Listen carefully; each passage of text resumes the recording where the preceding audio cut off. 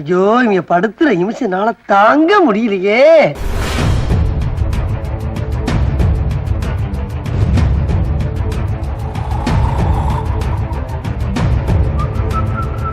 மக்களே, பாரிசாலனும் வருணும் அமெரிக்கா பற்றி ஒரு வீடியோவில் பேசியிருப்பாங்க. அந்த வீடியோவில் அவங்க பேசுனதில் எதெல்லாம் உண்மை எதெல்லாம் உண்மைக்கு புறம்பானதுன்னு நாம் பார்க்க போகிறோம். நம்மளோட சப்ஸ்கிரைபர்ஸ்க்கு நல்லாவே தெரியும், பாரியும் நானும் பல விஷயத்தில் ஒரே பார்வை கொண்டவங்க. ஆனால் சில விஷயத்தில் நான் பாரியை விட வேறு மாதிரியான பார்வை கொண்டவன்னு. அதுலேயும் ஹிஸ்ட்ரி பற்றி தப்பாக பேசினா நமக்கு ஆத்திரங்கள் வந்துடும்னு உங்களுக்கு நல்லாவே தெரியும். அந்த வகையில் அமெரிக்காவின் வரலாறை பார்ப்போம், அதாவது உண்மையான வரலாறு. வாங்க மக்களே, நான் உங்கள் பேங்கை, தமிழ் பேங்கை.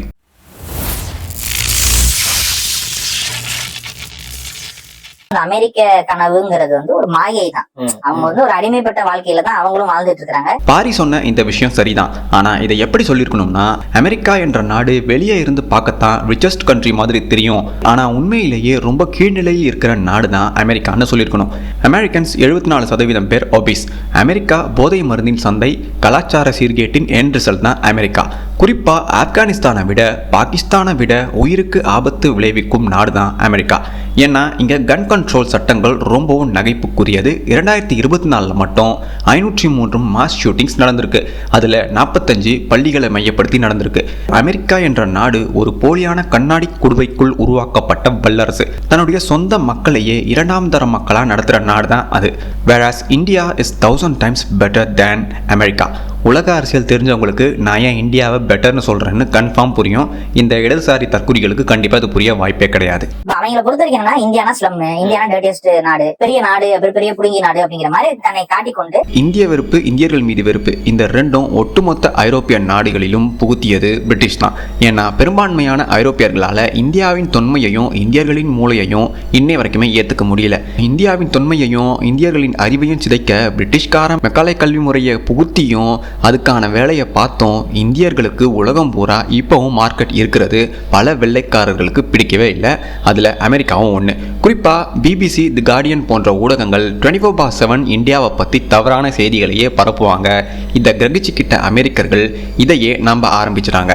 ஆனால் அதே அமெரிக்காவிலிருந்து வந்த ஒரு மனுஷன் தான் இந்தியர்கள் மீது ஆங்கிலேயர்கள் நடத்திய கொடூரமான ஆதிக்க ஆட்சி பற்றி அவர் எழுதியிருக்காரு. அவர் தான் வில் ஜுரண்ட். நம்ம இந்தியர்களுக்கு பெரும்பாலும் புத்தகம் படிக்கிற பழக்கமே கிடையாது. அதுலேயும் புத்தகம் படிக்கிற பழக்கம் இருக்க முக்கால்வாசி பேர் இடதுசாரிகளுடைய பொய்யை மட்டுமே நம்பி அதுதான் வரலாறுன்னு இன்னை வரைக்குமே வாழ்ந்துட்டு வராங்க. இந்த லட்சணத்தில் உண்மையான வரலாறை தேடி படிக்கிற ஆர்வம் துளியுமே யாருக்குமே கிடையாது. அதனாலேயே வெளிநாட்டு ஊடகங்கள் சொல்கிறத பெருமையாக சோஷியல் மீடியாவில் ஷேர் பண்ணி சொந்த நாட்டையே கீழ்த்தரமாக பேசுகிற அளவுக்கான மூளையத்தான் நாம் வளர்த்து வச்சிருக்கோம். டிசி எடுத்துக்கிட்டீங்கன்னா அவனாச்சும் அவனோட இதில் பார்த்தீங்கன்னா அமெரிக்கா இந்த மாதிரிலாம் கொண்டு வர மாட்டான். இவன் பார்த்தீங்கன்னா அமெரிக்காவை தான் வச்சுட்டு இருப்பான். அதில் ஒரு முக்கிய கேரக்டர் கேப்டன் அமெரிக்கா. மார்வல் முழுக்க முழுக்க அமெரிக்கா சால்ற விஷயம் தான். மார்வல், டிசி ரெண்டுமே அமெரிக்காது தான். யாயோ அவன் நாட்டை பெருமையாக சிம்பிளாக வச்சு படம் எடுத்தா, காமிக்ஸ் வெளியிட்டா உனக்கு ஏன் கோபம் வருது? நீ நம்மளோட நாட்டை வச்சு ஏதாவது உன்னால் முடிஞ்சா நீ எடியா? அதை விட்டு அவன் ஏன் பண்ணுறான் இவன் ஏன் பண்ணுறான்லாம் எதுக்கு கேள்வி கேட்டுட்டு இருக்க? இங்கே இருக்க பஞ்சாயத்தே நமக்கு ஏகப்பட்டது இருக்குது. மார்வல் அண்ட் டிசி காமிக்ஸ் ஏன் உருவாச்சு, எந்த காலகட்டத்தில் எந்த சூழ்நிலையில் இதை உருவாக்குனாங்கன்னு எதுவுமே தெரியாமல் எதையாவது பேசிகிட்டு இருக்கக்கூடாது. கேப்டன் அமெரிக்கான்னு பேரை வச்சுட்டு அவன் என்ன காவிரி பூம்பட்டினத்தையா காட்ட முடியும்? அவன் கேப்டன் அமெரிக்கா, பேர்லேயே அமெரிக்கான்னு இருக்கு, அமெரிக்காவை தான் காட்டுவான். வேற எதை காட்டினா இவர் ஏத்துப்பாருன்னு தெரியலையே.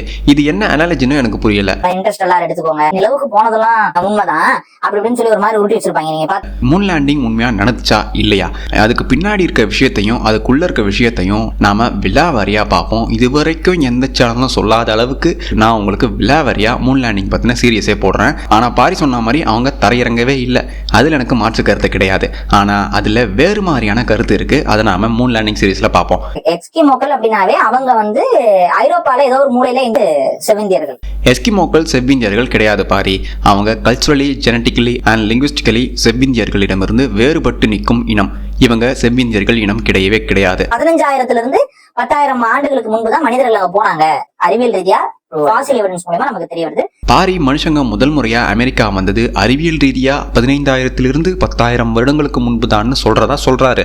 ஏன்ஷியன்ட் அபாகலிப்ஸ் சீசன் 2ல நான் ஏற்கனவே சொல்லியிருப்பேன். மெக்சிகோ ஒயிட் சாண்ட்ஸ் நேஷனல் பார்க்ல கிடைச்ச தொல்லியல் ஆதாரங்கள் அமெரிக்காவுக்கு மனிதர்கள் கிமு 23,000 வருடங்களுக்கு முன்பே வந்திருக்கிறார்கள்னு அதுல உறுதிப்படுத்திட்டாங்கன்னு நான் சொல்லியிருப்பேன். ஸோ பாரிசாலன் இதை கொஞ்சம் நீங்க சரி பண்ணிக்கோங்க. இதெல்லாம் நீங்க இந்த வீடியோவில் பேசுற படிக்கிறதுக்கு முன்னாடியே நீங்க தேடி படிச்சிருக்கணும். தயவு செய்து தர்மதுரை மாதிரி பண்ணாதீங்க. ஆல்மெக் சிவிலைசேஷன் இன்னைக்கு வரைக்கும் ஒரு மிஸ்டிக்கான சிவிலைசேஷன். அந்த இன்ஸ்ட்ருமெண்ட் அவங்க எப்படி பண்ணாங்கன்னா மோல்டன் ராக்ல பண்ணிருக்காங்க. கல்ல உருக்க முடியுமா நமக்கு தெரியல, அது அதுக்காக சயின்ஸ் இருக்கான்னு தெரியல. பட் அவங்க என்ன பண்ணிருக்காங்கன்னா கல்ல செதுக்கல, கல்ல உருக்கி பண்ணி. ஆல்மெக் சிவிலைசேஷனை ஆரம்பிச்சதே குமரிக்கண்டத்திலிருந்து ஆழ்பேரடையில் தப்பித்த நம்ம தமிழினம் தான் பாரிசாலனுக்கு மட்டும் இல்ல 99% தமிழர்களுக்கும் தெரியவே தெரியாது. ஆல்மெக் சிவிலைசேஷனுடைய முதல் கடவுளுடைய பெயர் கோச்செங்கோன். இந்த கோச்செங்கோன் எப்படி தென் அமெரிக்கா வந்தாருன்ற கதையை ஏன்ஷியன்ட் அப்பாகலிப்ஸ் வீடியோஸ்ல நான் தெளிவா சொல்லியிருப்பேன். நிதானமா ஒவ்வொரு வீடியோவா பாருங்க. ஒரு முதிர்ச்சி அடைந்த நாகரிகத்திலிருந்து வந்த நம்ம குமரி தமிழர்களுக்கு மருத்துவம், வானியல், கட்டடக்கலை, அரசியல், பொருளாதாரம் இதெல்லாம் சாதாரணமான விஷயம். இதையெல்லாம் இந்த ஓல்மெக் நாகரிகத்துக்கு தந்தது நம்ம கோச்செங்கோனும் அவருடன் தப்பித்து வந்த நம்முடைய குமரி தமிழர்களும் தான். இந்த விஷயம் பாரிசாலனுக்கு தெரிஞ்சிருக்க வாய்ப்பில்லை. அதனால இந்த காணொளி மூலமா தெரிஞ்சுக்கோங்க. பாரிசாலன் பாறைகளை ஓல்மெக்ஸ் பாரிசாலன் சொன்ன மாதிரி உருக்குனாங்க. மாறாக அதை அதிக அளவு வெப்பத்தால கண்ணாடி மாதிரி மாற்றி அதுக்கப்புறம் இந்த டூல்ஸை செஞ்சிருக்காங்க. இந்த ப்ராசஸை நவீன காலத்தில் வாழ்ற நாம விட்ரிஃபிகேஷன் சொல்லுவோம். ஆனால் மாடர்ன் சயின்ஸுக்கு தெரியாத விஷயம் என்னன்னா, எப்படி இவங்க பாறைகளை கண்ணாடி மாதிரி ஆக்குற அளவுக்கு வெப்பத்தை உருவாக்கி இருப்பாங்கன்னு இப்ப வரைக்கும் இவங்களால சொல்லவே முடியல. ஆல்மெக்ல இருந்தா மாயன்ஸ் வராங்க, மாயன்ஸ்ல இருந்து தான் எஸ்டெக் வராங்க. தவறு. ஓல்மெக்ஸ்ல இருந்து மாயன்ஸ் வரல, மாயன்ஸ்ல இருந்து ஆஸ்டெக்ஸ் வரல. ஆனா இந்த 3 சிவிலைசேஷனுக்கும் முன்னோர்கள், கடவுள்கள், நாகரிக பழக்க வழக்கங்கள் அனைத்தையும் கற்று தந்தவர்கள் குமரி தமிழர்கள். இது அவங்க கதைகளிலேயே இருக்கு. மாயன் சிவிலைசேஷனுக்கு அப்புறம் வந்த எஸ்டெக் இருந்தாங்க. இந்த 3 அரசும் ஒன்றன் பின் ஒன்றா வரவே இல்லை. மாறாக ஆல்மெக்ஸ் அழிஞ்சதுக்கு அப்புறம் தான் மாயன்ஸ் அண்ட் ஆஸ்டெக்ஸ் இந்த 2 இனமுமே தழைக்க ஆரம்பிச்சது. குறிப்பா மாயன்ஸ் ஒரு 3 நூற்றாண்டுகளா அவங்க தலை சிறந்து விளங்கினாங்க. அதுக்கடுத்து ஆஸ்டெக்ஸ் தலை சிறந்து விளங்கினாங்களே தவிர இந்த 2 பேரும் ஒருத்தர் அழிஞ்சதுக்கு அப்புறம் இன்னொருத்தர் வரவே இல்லை. மாயன்ஸ் அண்ட் ஆஸ்டெக்ஸ் 2 பேரும் பக்கத்துல வாழ்ந்துட்டு தான் இருந்தாங்க. வெவ்வேறு காலகட்டத்தில் அவங்க கோல வச்ச ஆரம்பிச்சாங்க. மாயன்ஸ்க்கு அடுத்து தான் ஆஸ்டெக்ஸ் வந்தாங்கன்னு பாரி சொல்றதெல்லாம் தவறான கருத்து. இது பத்தி எதுவுமே தெரியாம அவர் பேசிட்டு இருக்காரு. மாயன்ஸ் நம்ம இருக்கும்போது இல்ல, மனித அதாவது ஐரோப்பியர்கள் போகும்போது மாயன்ஸ் எல்லாம் கிடையாது. இல்ல நமக்கு காண்டாகிறதே இதனால தான் மக்களே. தர்மதுரை மாதிரி எடுத்தோம் கவுத்தோன்னு பேசிட்டு இருக்காரு. மாயன்களுடைய ஆட்சி கிபி 900ஆம் ஆண்டுக்கு பிறகு முடிவுக்கு வருது. அதாவது ஆட்சி இழந்து மக்கள் தொகை மிகவும் மோசமான நிலைமைக்கு வருது. ஆனா மாயன்ஸ் ஒட்டுமொத்தமா அழிஞ்சு பூமியிலிருந்தே காணாமலாம் போகல. மாயன் இனத்தின் ஆட்சி மட்டும்தான் முடிவு வந்துச்சு. இதை இன்னும் தெளிவா சொல்லணும்னா, ஆஸ்டெக் எம்பையர் நம்ம இப்போதைய இந்தியா மாதிரி பல மாநிலங்களும் மத்திய அரசுக்கு கட்டுப்பட்டு இயங்குது இல்லையா, அந்த மாதிரி தான் ஆஸ்டெக் எம்பையரும் இருந்துச்சு. ஆனா மாயன் இனம் சென்ட்ரலைஸ்ட் கவர்மெண்ட் இல்லாத ஆட்சி முறையை பின்பற்றிட்டு வந்தாங்க. ஏகப்பட்ட மாநிலங்கள் மாயன்கள் ஆட்சியில் இருந்தாலும் ஒவ்வொரு மாநிலத்துக்கும் ஒவ்வொரு அரசன் இருந்தான். இப்படி இருந்ததால பல்வேறு மாயன் மாநிலங்களில் நடந்த போரினாலும் வறட்சியினாலும் பல மாநிலங்கள் அழிஞ்சு போகுது. இதனால பெரும்பான்மையான மாயன் இனம் அழியுது. ஆனா எஞ்சியிருந்த மாநிலங்களில் வசித்து வந்த மாயன் இன மக்கள் ஆட்சி பண்ணிட்டே தான் இருந்தாங்க. ஆஸ்டெக்ஸ் இருந்தப்ப மாயன்ஸ் சுத்தமா இல்லைன்னு சொல்றதெல்லாம் பாரிக்கு வரலாறு தெரியாததையே காட்டுது. மாயன் அண்ட் ஆஸ்டெக் சிவிலைசேஷன் இந்த 2 இன மக்களுமே வெவ்வேறு பகுதிகளில் வாழ்ந்து வந்தாங்க. யூரோப்பியன்ஸ் வந்து முதல்ல சண்டை போட்டது ஆஸ்டெக் எம்பையர் கூட தான். இந்த ஆஸ்டெக் எம்பையரை 2 வருஷத்துல ஜெயிச்சாங்க ஸ்பானியர்கள். ஆனா பல குழுக்களா ஒருங்கிணைக்கப்பட்ட ஆட்சி இல்லாத மாயன்ஸை ஸ்பானியர்களால ஆஸ்டெக்ஸை ஜெயிச்ச மாதிரி அவ்வளவு எளிதா ஜெயிக்கவே முடியல. கிட்டத்தட்ட 2 நூற்றாண்டுகளா ஸ்பானியர்களை அழவச்சவங்க தான் மாயன்ஸ். ஸ்பானியர்களின் படையெடுப்பு 1519ஆம் ஆண்டு ஆஸ்டெக் மேல தொடங்கி 1521 ஆஸ்டெக்ஸை கைப்பற்றியவர்களால 1697ஆம் ஆண்டு தான் மாயன்ஸை ஜெயிக்கவே முடிஞ்சது. 1519 வந்த ஸ்பானியர்களை 1697 வரைக்கும் காட்டுக்குள்ள எலிக்கறி தின்ன வச்ச இந்த மாயன்ஸ் இனமே ஸ்பானியர்கள் அமெரிக்காவுக்கு வந்தப்ப இல்லைன்னு சொல்றது எவ்வளவு பெரிய நகைச்சுவைன்னு பாருங்க மக்களே. ஆக்சுவலி நானும் பாரிசாலனும் தமிழ் தேசியன்ற ஒரு பார்வையில் இருக்கிறதால தான் இந்த வீடியோவை நான் இன்ஃபர்மேட்டிக் வீடியோவை மட்டும் போடணும்னு நினைச்சேன். இல்லைன்னா கண்டிப்பாக இந்த வீடியோவை ட்ரோல் வீடியோவை தான் போட்டிருப்பேன். கண்டிப்பாக சதிச்சு விட்டுருப்பேன். சரி, ஒரே கோட்டில் நம்ம பயணிக்கிறதால இதை வெறும் இன்ஃபர்மேட்டிக் வீடியோவை மட்டும் நான் போட்டிருக்கேன். ஒரு விஷயம் தெரிஞ்சா பேசணும், இல்லைன்னா நாம அதை பற்றி தெரிஞ்சுட்டு பேசணும். பொதுவாக நாம எது சொன்னாலும் அதை நம்புறதுக்கு ஒரு கூட்டம் இருக்குன்னு இஷ்டத்துக்கு நாம பேசவே கூடாது. பாரிசாலன் அமேசான் காடு அமேசான் காடுகளை உருவாக்கியதை பத்தி பாரிசாலன் சொல்றது உண்மைதான். எனக்கு தெரிஞ்சு இந்த விஷயத்த பாரிசாலன் சொன்னதுக்காக நிறைய பேர் கண்டிப்பா அவரை கலாச்சிருப்பீங்க. ஏண்டா அமேசான் காடை எப்படிரா மனுஷனால உருவாக்க முடியும்னு நிறைய பேர் கண்டிப்பா அவரை கலாச்சிருக்க வாய்ப்பு உண்டு. ஆனா உண்மையில் இதை மனுஷன் தான் உருவாக்கி இருக்கான். அமேசான் காடுகள் சம்பந்தமான அறிவியல் பூர்வமான ஆதாரங்களை பற்றி ஏன்ஷியன்ட் அபாக்லிப்ஸ் வீடியோவில் போட்டிருப்பேன். அதை பாருங்கள், தெளிவாக புரியும்.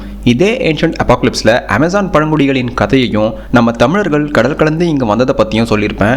பாரிசாலனுக்கு தெரியாத பல விஷயங்களும் இதில் சொல்லியிருப்பேன். பாருங்க. 500 நேஷன் சொல்லி one of the best documentary செவ்விந்தியர்களுடைய வரலாறு பத்தியும் அதுல இருக்கும். செவ்விந்தியர்களோட பெர்ஸ்பெக்டிவ்ல இருந்து. எஸ் மக்களே, 500 நேஷன்ஸ் டாக்குமெண்ட்ரி இருக்கு. 1995 வெளிவந்த இந்த டாக்குமெண்ட்ரியில மொத்தம் 8 பாகங்கள், 8மே யூடியூப்ல இருக்கு. 6.5 hours வீடியோஸை பார்க்க முடியாதவங்க இதே வரலாற்றை புத்தக வடிவிலையும் படிக்கலாம். புத்தக வடிவிலையும் இருக்கு. மாயன் சிவிலைசேஷன் அதிகமா பிரமிட்ஸ் கட்டினவங்க, அதாவது டெம்பிள்ஸ் தான். அது ஆக்சுவலா டெம்பிள்ஸ் தான். அங்க வந்து ரிச்சுவல்ஸ் நடந்திருக்கு. இது எல்லாம் இருக்கு. மாயன்ஸ் கட்டின பிரமிட்ஸ்லாம் கோவில்களாம். எதுவுமே தெரியாம பேசிக்கா தெரிஞ்சுட்டு அதை உண்மை மாதிரி பேசினாதான் வெறியாகுது மக்களே. ஏன்ஷியன்ட் அபாக்லிப்ஸ் சீரிஸ்ல மாயன்ஸ் உடைய sun pyramid, moon pyramid and solar system பத்தியும் இதற்கும் சங்கராந்தி உத்தராயணத்துக்கும் உள்ள தொடர்பு பத்தியும் தெளிவா சொல்லியிருப்பேன். தயவு செய்து அதை பாருங்க, உங்களுக்கு நல்லாவே புரியும். மாயன்ஸ் பிரமிடுகளை சடங்குகள் செய்ய உருவாக்கல, மாறாக அறிவியல் பயன்பாட்டிற்காக உருவாக்கியிருக்காங்க. இதுக்கு தான் நான் அடிக்கடி சொல்லுவேன், எதையுமே தெரியாம சும்மா எடுத்தவங்க பேசவே கூடாதுன்னு. மாயன் சிவிலைசேஷனுக்கு இருக்க காலகட்டத்தில் ஒரு பெரிய டனல் ஒன்று இருக்கும். குகையில வந்து ஒரு நீர் நிலை, அதுதான் வந்து அந்த மாயன் சிவிலைசேஷனுக்கான வாட்டர் ரிசோர்ஸாவே பயன்படுத்தினாங்க. இதெல்லாம் எங்க இருந்து படிச்சாருன்னு தெரியல. பாரி மாயன்களுடைய வாட்டர் சிஸ்டம் என்னன்னே தெரியாம இவர் பேசிட்டு இருக்காரு. மாயன்கள் செயற்கையாகவே நீர் சேமிப்பு நிலையங்களை உருவாக்கி அவங்க வாழ்ந்திருக்காங்க. ஒரே ஒரு நீர்நிலையை மட்டும் மையப்படுத்தி அவங்களுடைய வாழ்க்கையை நடத்தவே இல்லை. உயிர் பலி கொடுத்தாங்களான்னு நமக்கு டிபேட்டா இருக்கு. பட் எஸ்டெக்ஸ் வந்து உயிர் பலி கொடுத்திருக்காங்க. மாயன்ஸ் அண்ட் ஆஸ்டெக்ஸ் ரெண்டு இனமும் நரபலி கொடுக்கவே இல்லை. ஐரோப்பியர்கள் தங்களுடைய ஆதிக்கத்தையும் அட்டூழியத்தையும் நியாயப்படுத்த கிறிஸ்தவத்தில் எதெல்லாம் சாத்தானின் செயல்னு வரையறுத்து வச்சிருந்தாங்களோ அதுல ஒன்னான நரபலி சடங்குகளை மாயன்ஸ் அண்ட் ஆஸ்டெக்ஸ் பண்ணாங்கன்னு மிகப்பெரிய பொய்யை உருவாக்கி விட்டாங்க. எப்படி கைபர் போலான் வழியா இல்லாத ஆரியர்கள் வந்தாங்களோ, எப்படி இல்லாத திராவிட இனம் தமிழ்நாட்டுக்கு வந்ததோ அதே மெத்தட்ல தான் உலகத்தையே இந்த கிறிஸ்தவர்கள் மாயன்ஸ், ஆஸ்டெக்ஸ், இன்காஸ் இந்த 3 இனமும் கொடூரமாக நரபலி கொடுத்தவர்கள்னு ஏமாத்தி வச்சிருக்காங்க. ஆனா பாரிசாலன் போன்ற ஆட்களுக்கு இதையெல்லாம் யோசிக்க நேரமே இருக்காது பாவம். அபாகலிப்டோ படம் கிறிஸ்தவ மிஷனரிகளால் உருவாக்கப்பட்ட நரேட்டிவ்னு சரியா சொன்ன பாரிசாலன் ஆஸ்டெக்ஸ் நரபலி கொடுத்தாங்கன்னு நம்புறாராம். இதுவும் மிஷனரி போய் தான். பாரி நரபலி கொடுத்ததற்கான எந்தவித ஆதாரங்களும் கிடையவே கிடையாது. எப்படி போர்ல தோத்த அரசர்களையும் சில முக்கியமான தளபதிகளையும் எல்லா அரசர்களும் கொல்லுவாங்களோ அதே மாதிரி தான் மாயன்ஸ் அண்ட் ஆஸ்டெக்ஸ் மக்கள் பண்ணியிருக்காங்க. ஐரோப்பாவில் வெள்ளைக்காரன் பண்ணா அது போர் மரணமா, இதையே மாயன்ஸ் பண்ணா அது நரபலியா? முதல்ல பாரிசாலன் மாதிரியான ஆட்கள் இதை பத்தி தெரியாம பேசுறதை நிறுத்திக்கணும். செரோட்டோஸோ கரெக்டான நமக்கு அந்த பேர் மறந்தேன். அது என்ன மெட்டல் ஹெல்மெட் என்ன அப்படிங்கிறதுக்கு கேட்கும்பொழுது அந்த மெட்டல் ஹெல்மெட் வந்து இவங்க கொடுக்குறாங்க கையில. இவன் தலையில இருந்து ஒண்ணு கொடுத்த மாதிரி நம்ம தலையில இருந்து கொடுப்போம்னு அவங்க கிட்ட கொடுக்குறான்.